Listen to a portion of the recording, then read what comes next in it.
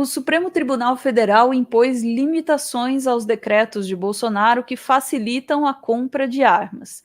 A justificativa é o risco de violência política.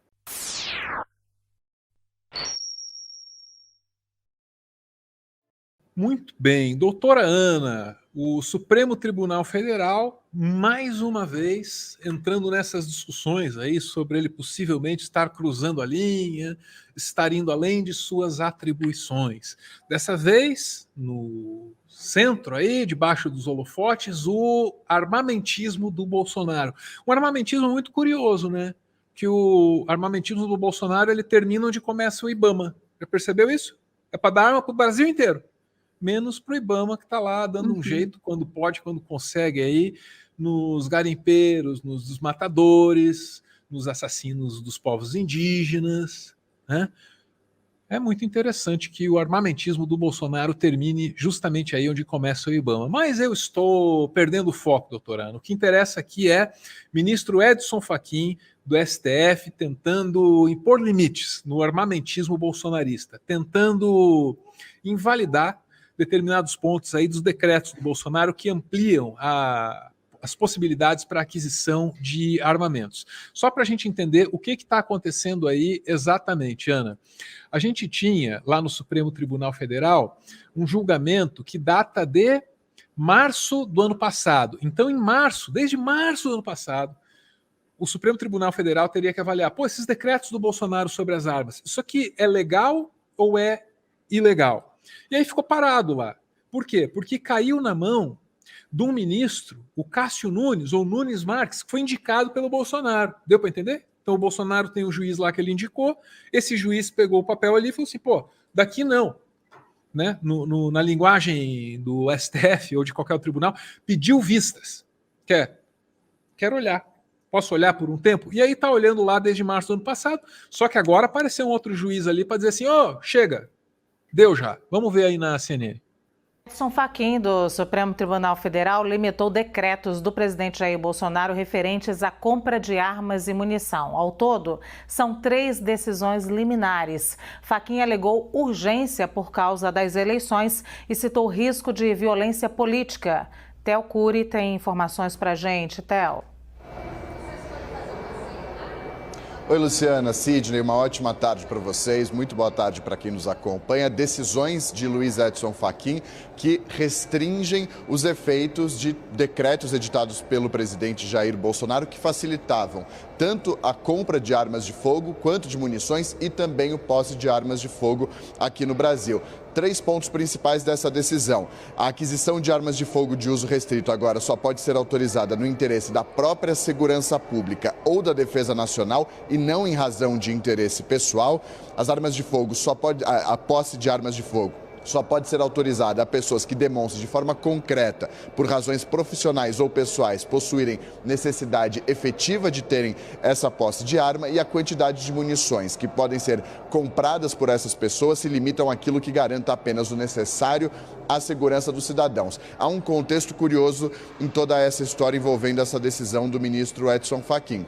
O julgamento começou efetivamente em março do ano passado. O ministro votou, Rosa Weber pediu vista, mais tempo para analisar o caso. Em abril, ela devolveu o voto dela para julgamento e dessa vez quem pediu vista foi Alexandre de Moraes. E aí, em setembro, Alexandre de Moraes devolveu o voto dele e Nunes Marques pediu vista. Então, foram 3 suspensões desse julgamento. 1 ano e meio de julgamento rolando, 1 ano que não há mais nenhum tipo de movimento.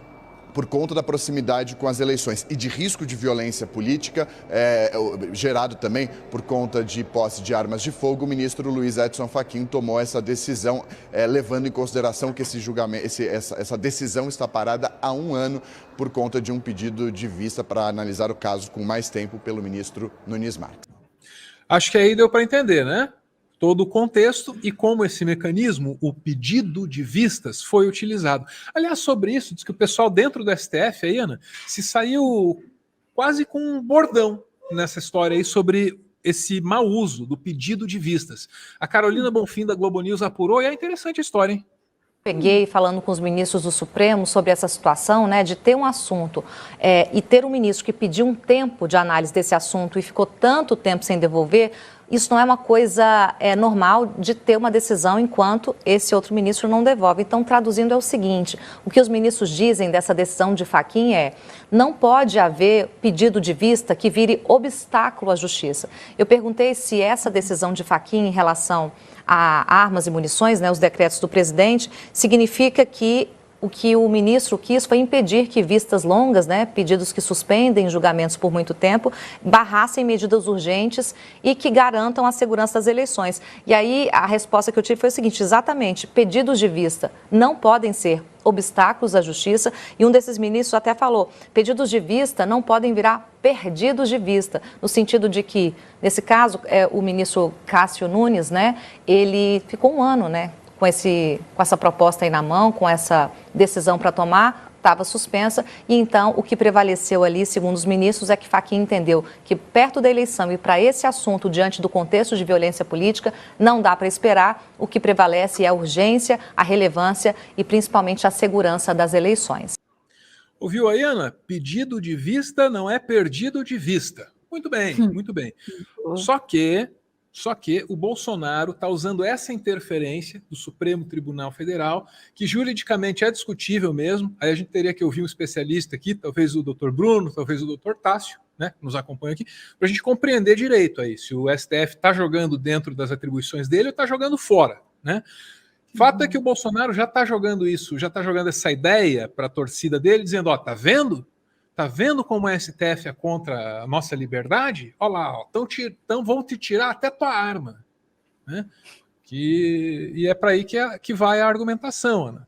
Só que aí o pessoal da STF também fica numa sinuca de bico, Não faz nada para não virar argumento? E aí?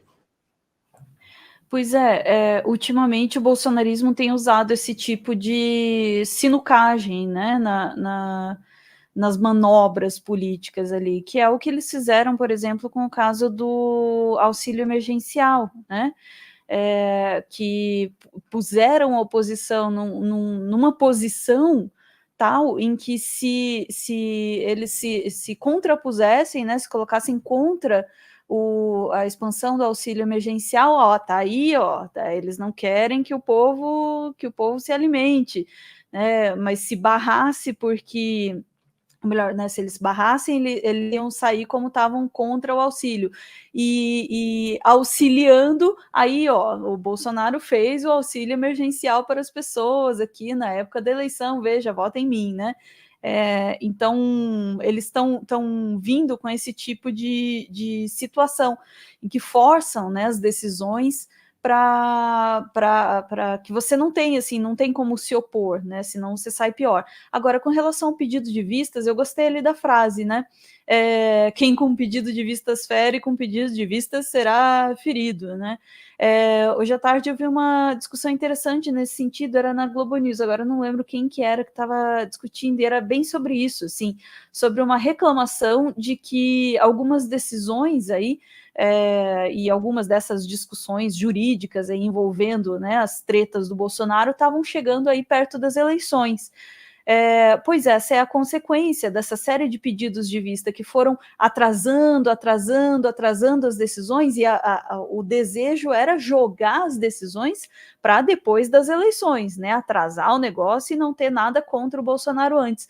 O problema é que cada vez que tem um atraso desse, alguém pede vistas, acontece alguma coisa, o processo nunca termina. Então agora as coisas estão desembocando todas em cima das eleições. Então acabou sendo uma estratégia meio tiro no pé, sabe? Se eles não tivessem enrolado aí, usado os pedidos de vista para enrolar os processos, as coisas não estavam desembocando aí na cara das eleições.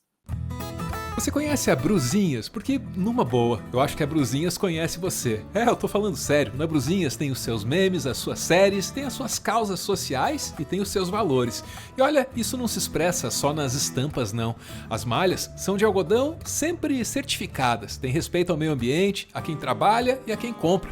Não importa o que você leve, você tem tudo para receber um pacote generoso, porque de quando em quando rolam uns brindes maneiros. Sem falar que as camisetas têm um cheirinho bem gostoso. Você pode dar uma olhada na loja, brusinhas.com, que aliás é a única que eu conheço que tem um frete fixo bem camarada para todo o Brasil. Você também pode ir atrás da Use Brusinhas nas redes sociais, para ler um monte de depoimentos de um monte de gente bem satisfeita. Ah, também tem a Raposinha, só vi vantagem.